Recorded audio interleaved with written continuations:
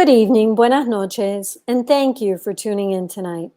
On behalf of Mitchell Kaplan, the Miami Book Fair, and all of us at Books and Books, I welcome you to a virtual evening with Cedella Marley to discuss Redemption, Reflections on Creating a Better World, published by our friends at Quirk Books. Cedella Marley's life has always been rooted in music and culture. As the oldest child of Bob Marley, she has dedicated herself to keeping her father's message and memory alive. Bob Marley remains the most widely known performer of reggae music. He sold 75 million albums worldwide and was inducted posthumously into the Rock and Roll Hall of Fame. His album, Exodus, was named Album of the 20th Century by Time magazine. In 1978, he was awarded the Peace Medal of the Third World by the United Nations for his political activism. Cedella is a musician as well, performing internationally with the 3-time Grammy Award-winning Melody Makers, which consist of her brothers Ziggy and Steve and her sister Sharon. In conversation with Cedella this evening is Savannah Buffett. Savannah has worn many hats in her days and contributes that to a childhood filled with wonder and adventure as she traveled the world with her father, the fabled tropical troubadour, Jimmy Buffett. At the age of 9, she became a published author when she collaborated with him on the Jollymon. And since then, Savannah's path and gypsy spirit have led her to many creative endeavors, from DJ of her own radio show to hosting her own travel show, as well as designing her own t-shirt and accessories line. I want to give a shout out to our friend Lolo Reskin of Sweat Records in Miami for connecting us with Savannah. I'll take a moment to remind you that anytime during this broadcast, you can order Redemption from Books and Books below by pressing the green button at the bottom of the screen. Every purchase you make helps keep Books and Books up and running, so don't hold back. You can also press the donate button anytime, and any amount is welcome. Indie bookstores need your help now more than ever, so we're particularly grateful that Cedella and Savannah have made time to be with us tonight. And now, without further ado, I'd like to bring our guests up to the stage.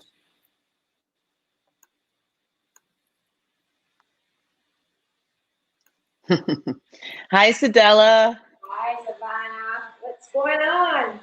Oh, I'm not in Miami right now. I'm up in New York, but I'm going to get back home soon. I can't wait. But I'm so excited to talk about your book, and I got a chance to look at it. And I just wanted to first start out with what inspired you to create Redemption. Well, this year is actually that is 75th Earth Strong, but it's also the 40th anniversary of the original release of Redemption Song. And I do books. I did one 65th. I did one for when he was 56, and then it just felt right for 75th. Yeah. And it's just my way of honoring Danny's life with a project that is based on one of his most enduring songs and messages. So yeah. And what do you think about Redemption Song allows it to remain so timeless? Well, I think Redemption Song is an anthem, for times of conflict and times of despair. It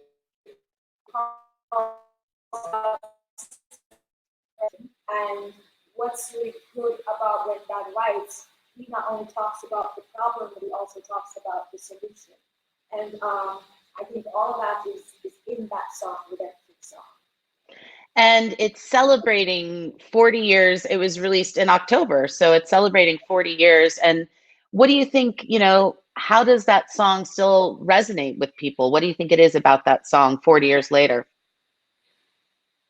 Well, redemption is a universal theme of the human experience. That's how I feel about it.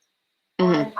And at some point, we all find ourselves in need of some level of redemption.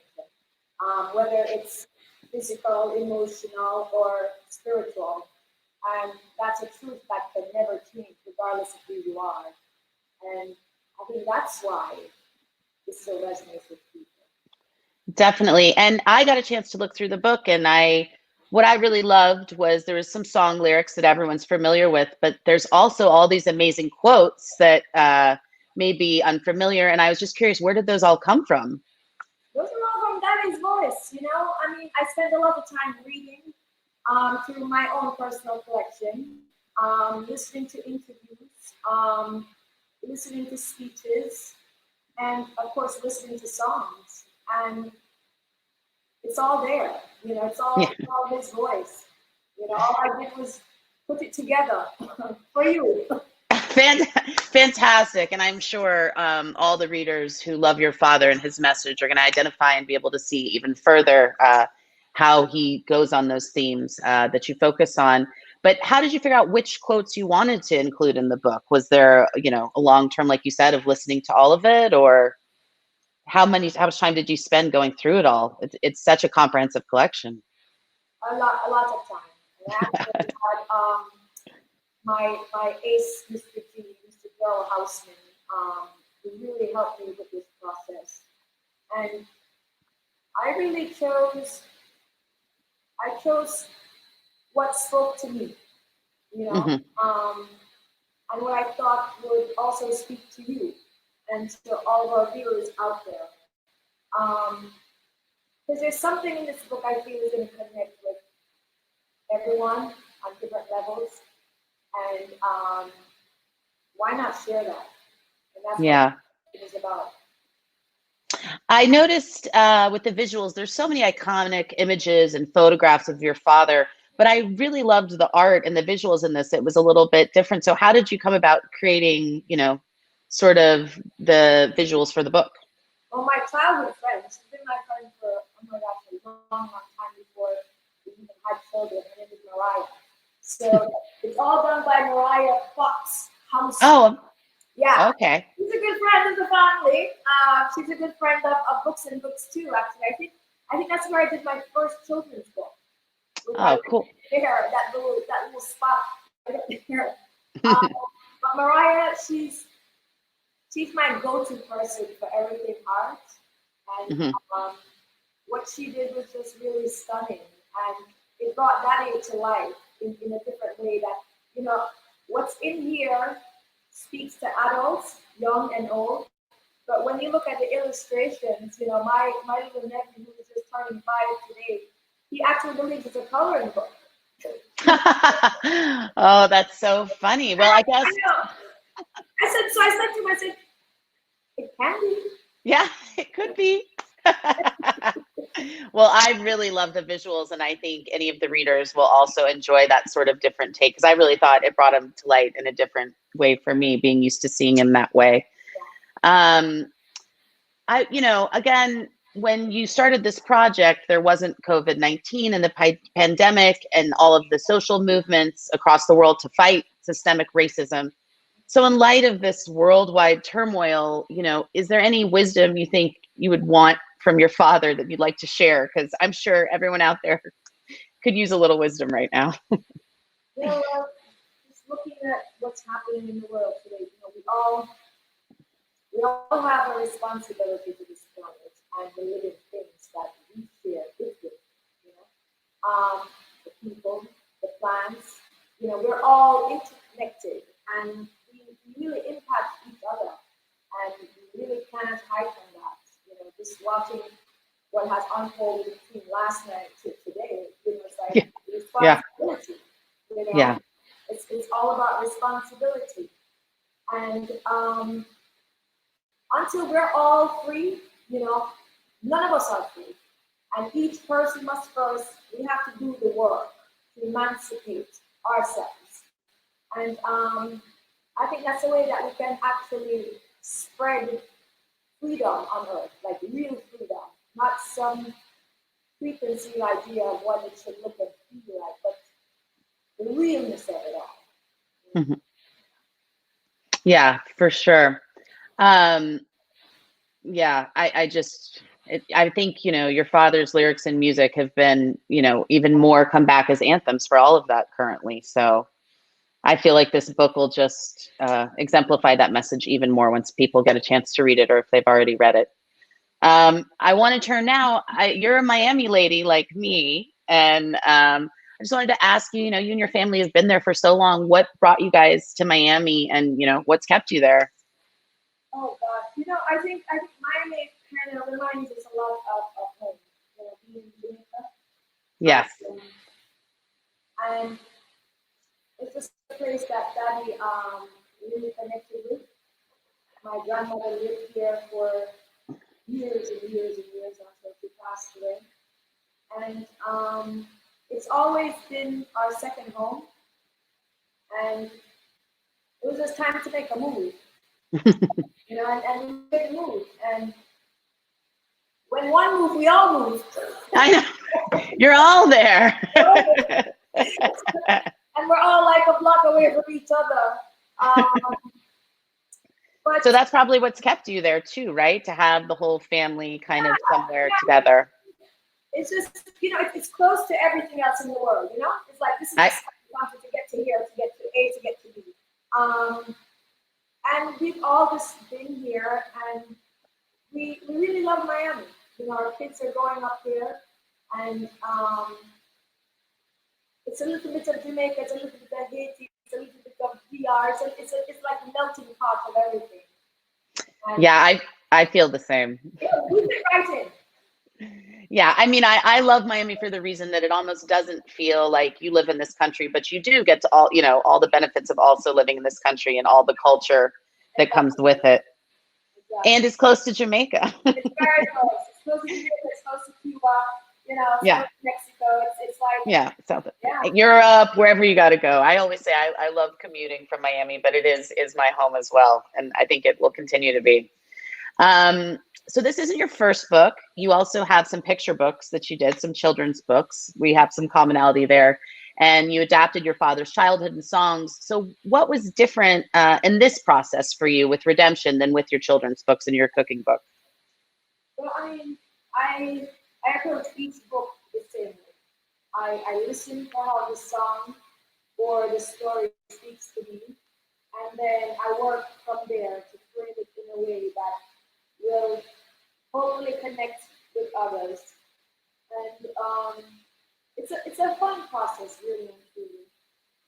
Sometimes it's just good to in Jamaica, we like to say, check for yourself. You know, so I try and take myself out of all of this and just immerse myself into feeling. You know, sometimes I think we forget to just feel stuff. Mm-hmm. That's what that is music does to me, makes me feel something. You know? Yeah. And that's when I'm sitting down to write, I want the reader to feel something. That makes sense. That is the ultimate goal, right? Well, I think you've accomplished it with this. I really, really loved the book. This is a question I have for you that I get a lot too, and it's often hard for me to choose. But people always want to know, you know, what's your favorite song that your father ever wrote and performed? And do you have an answer? Do you have a favorite?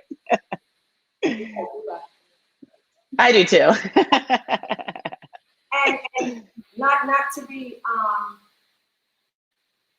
you know, yes, I'll pat myself on the shoulder. You know, that did the song when I was born. And it's called Nice Time. And that's my given name as a baby. And so that song, whenever I hear it,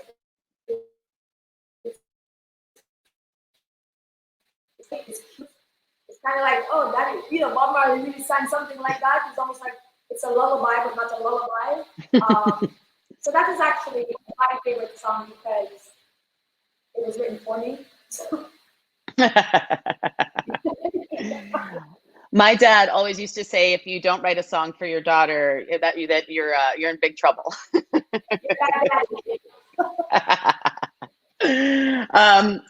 You know, what do you think is the one thing that would resonate with you to this date and possibly through the journey of your life that you can remember as advice that your father gave to you, you know, something that really you hold with you as you go along? Yeah, you know, Daddy shared so much wisdom with us in such a short space of time. And, yeah. one quote that I highlighted in the quote of redemption that continues to resonate with me is, I don't just love my neighbor and then hate a stranger. I have no place for hate, but I bless those who say they hate me. And it's just something that if you say it over and over to yourself, you can understand it. And it's going to mean something different to you as it will to me. But that was just something that I'm like, wow, how does that work really? You have to be like a different kind of human being to have that capacity to forgive and move on and love regardless. And I think that was him. You know, that still is him. I think that's a tidbit that we could use now more than ever, truly, don't you think? Yeah. It's easy to love the ones you love and almost harder but more powerful to give love to people that maybe you don't, that would be your enemy or whatnot. Yeah. Do you think what do you think are the solutions to making this world a better place? We're in such a crazy time these days. What do you think are the solutions? I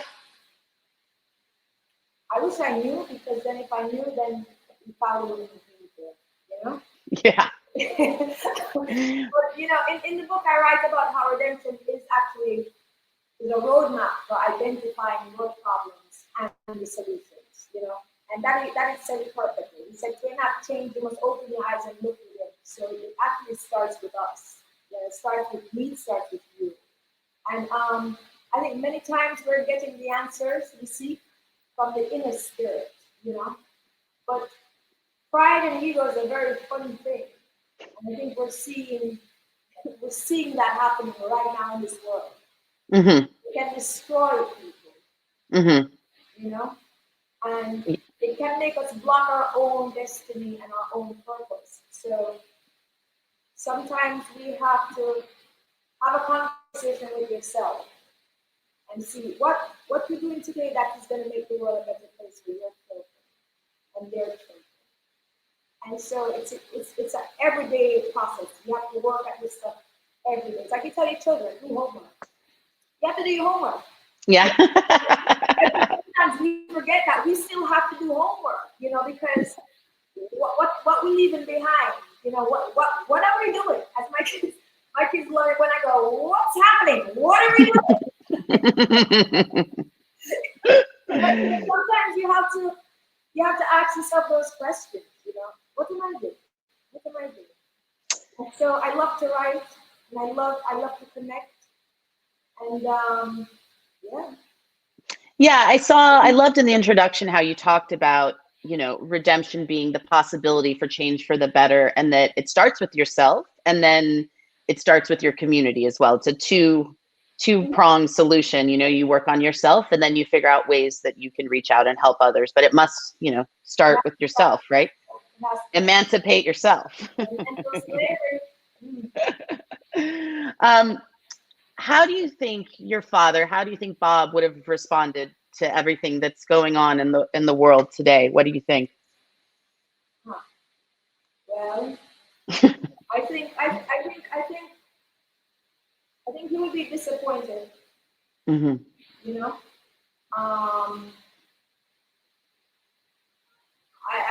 I don't think this is what we would envision the world to be today. He had more hope for us, I hope. I feel so. He had more hope in people. He had more hope in people being united and coming together. Because again, we have to protect this planet. It's our responsibility, and things and the people that are in it. He would be disappointed, but you know what? Daddy would also be using his voice to bring about change. And he's still doing that. Which is absolutely. Yeah, he's still doing that.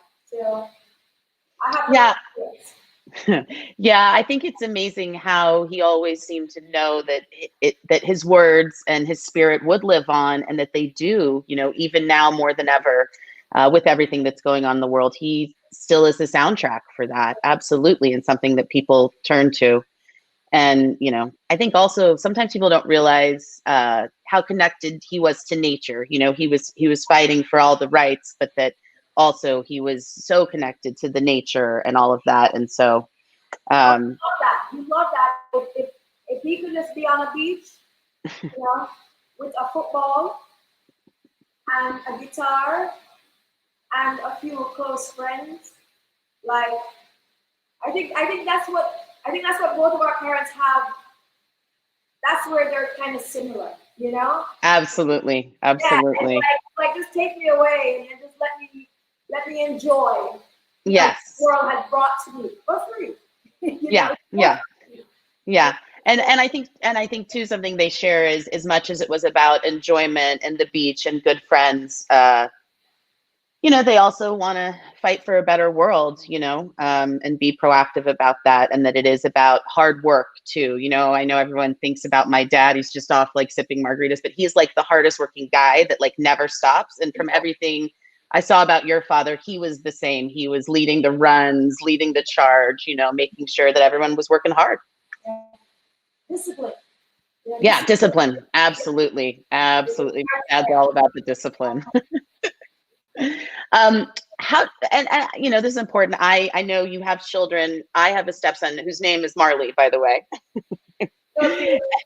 I know. So crazy that I married a guy who named his son Marley. But he's about 19 or 20. And what do you think? What do you teach your kids, or what can we encourage children and young people to do to stand up for what they think is right?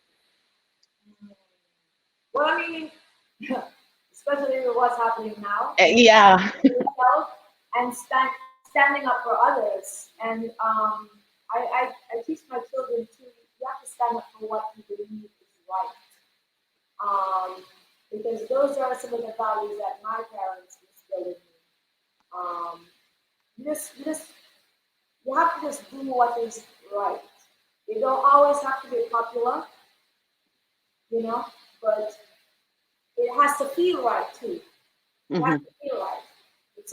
If you don't make your heart feel a little fluttery, then don't do it. You know? Yeah. I have three boys, who are gonna be three black men Hmm. Hmm. growing up in the world. And I want them to not have fear. I want them to not have fear. I think black people, we know our history. We know our history. And in a weird way, is history is repeating itself under some kind of disguise. But we get it and we see it. It's Hmm. plain as day.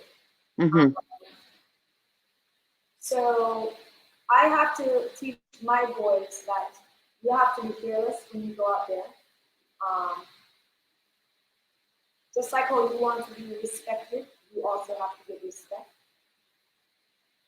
And your life has to mean something. And you just have to do what you feel is right.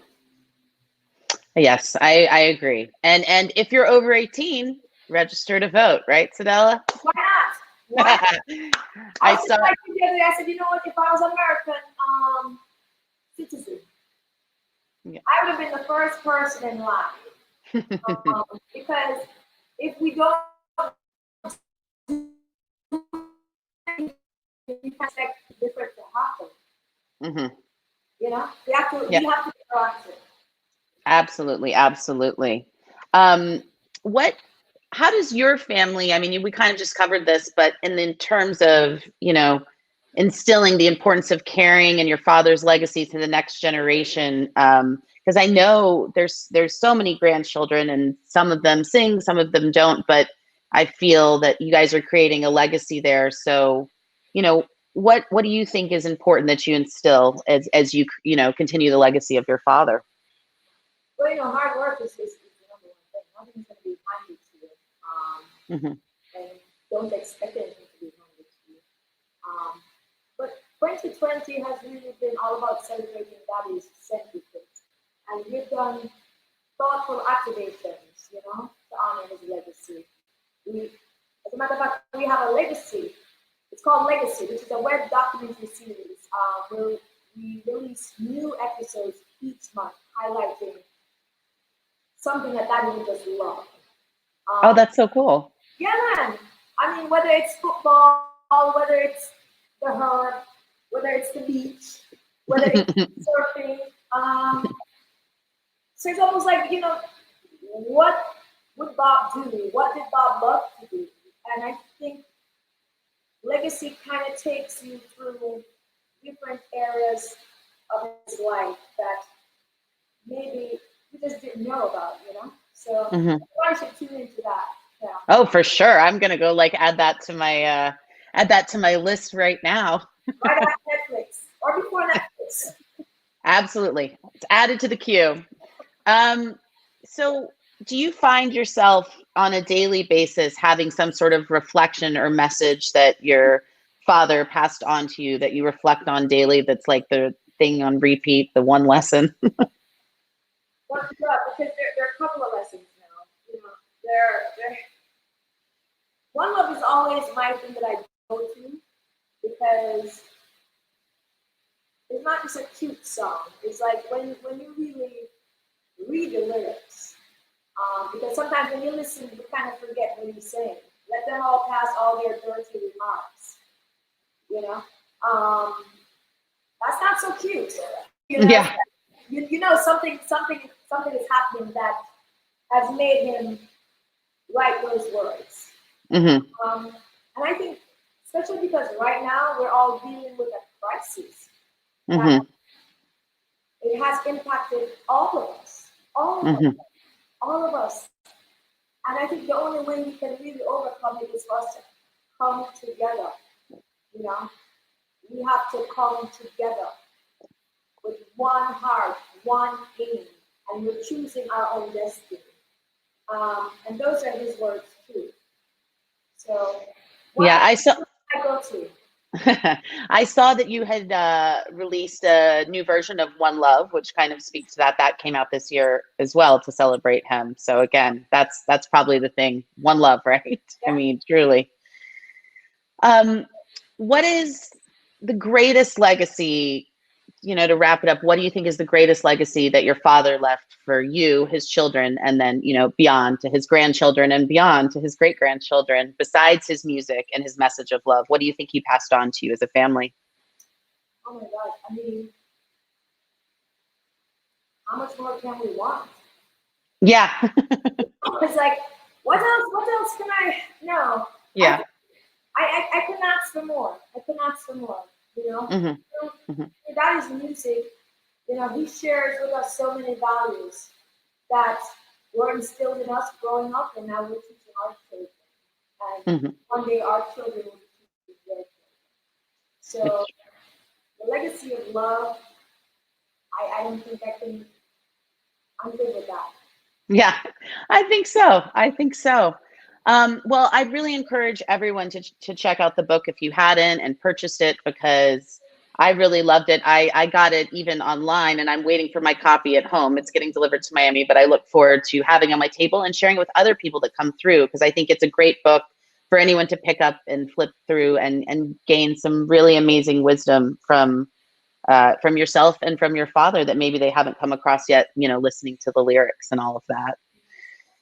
And then finally, we'll let them, you know, head us out of here. But I just want to know, once everything's safe, I know you're a good cook. Could we maybe could come over for dinner sometime once the world's a safer place?